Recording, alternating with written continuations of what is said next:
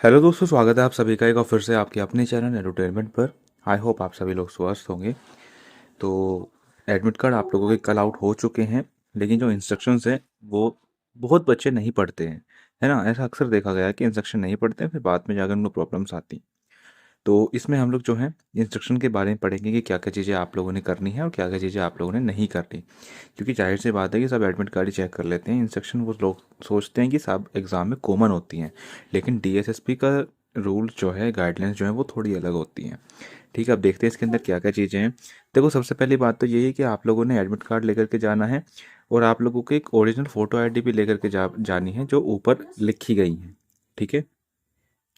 दूसरी बात ये कि जो कैंडिडेट है वो इसका जो फर्स्ट पेज है वो अपने पास रख सकते हैं।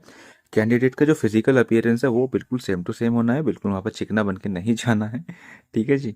बाकी जो ड्रेस कोड है उसके बारे में भी हम लोग बात करेंगे कि इसके अंदर ड्रेस कोड क्या होता है। सेल्फ डिक्लेरेशन की यहाँ पर बात है कि जो थर्ड पेज है आप लोगों का ई एडमिट कार्ड का, जिसके अंदर आप लोगों को कोविड-19 हो गया, फ्लू वगैरह हो गया है ना, वो सारी चीज़ें वहाँ पर लिखी गई हैं, तो वो भी आप लोगों को फिल करना है। बाकी बात करते हैं कि जो हॉल और जो रूम होते हैं वो जो मिनिस्ट्री ऑफ होम अफेयर्स ने जो दिए हैं ना वो उसी प्रकार से हैं। ठीक है, तो उसमें आप लोगों को कुछ नहीं करना है। मतलब वही है, बेसिक सी चीज़ है कि तोड़ फोड़ नहीं मचानी है। कैंडिडेट के पास क्या क्या होना चाहिए, देखो, फोटो कॉपी नहीं चलेगी, स्कैन कॉपी नहीं चलेगी। आप लोगों के पास कोई आइडेंटिफिकेशन कार्ड जैसे कि एम्प्लॉय आईडी, ड्राइविंग लाइसेंस, तो इनमें से कुछ भी हो तो वो आप लोगों के लिए चलेगा। ठीक है, एक एक्स्ट्रा लेकर के जाना, जैसे आप लोगों के पास आधार कार्ड है तो पैन कार्ड ले लेना। ठीक है, हो सकता है कि कुछ फ़ोटो वगैरह, क्योंकि आधार कार्ड में तो सब बस ऐसे ही होते हैं, ब्लैक एंड वाइट।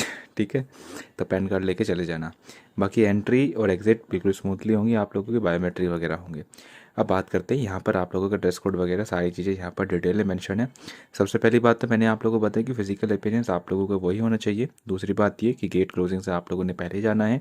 तीसरी बात ये कि एग्जामिनेशन हॉल को आप लोग एग्ज़ाम होने से पहले नहीं छोड़ सकते। Books, notes, calculators, mobile phones, electronic watches and other electronic devices, bag, briefcase या other such article shall not be allowed in examination centre. तो ये सारी चीज़ें नहीं चलेंगी जो कि कॉमन होती हैं। कैंडिडेट को फर्स्ट पेज इसका वापस दे दिया जाएगा। Updating of mobile number and email in ORS to be ensured that all intimation will be given through website, email and SMS only. No intimation to individual letters will be given.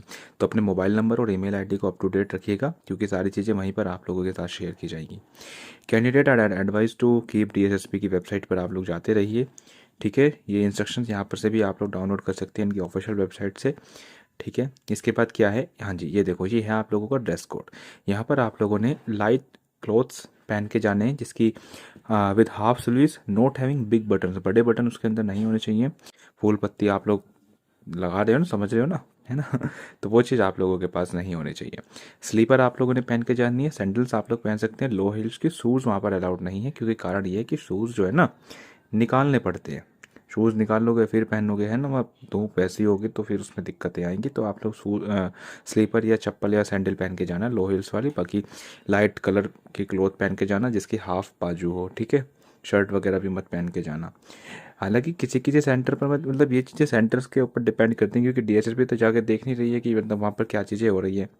ठीक है ना, अगर कोई देख भी रहा होगा तो वो अंदर बढ़िया मस्त एसी में होगा। तो फिर भी मतलब जो लिखा है तो उसको तो मान के करिएगा ना, उसको तो मान ही लीजिए।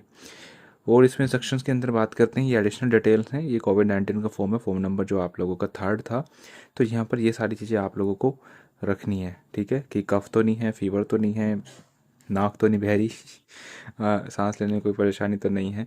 ठीक है, ये सारी चीज़ें आप लोगों ने उस पर भरनी है। ठीक है, और ये आप लोगों से ले लिया जाएगा, बस फर्स्ट पेज आप लोगों को रिटर्न किया जाएगा। ये इन्विजिलेटर कॉपी यहाँ पर मेंशन है। तो यही था दोस्तों इस वीडियो में। बाकी पेन बोतल आप लोग लेके जा सकते हैं।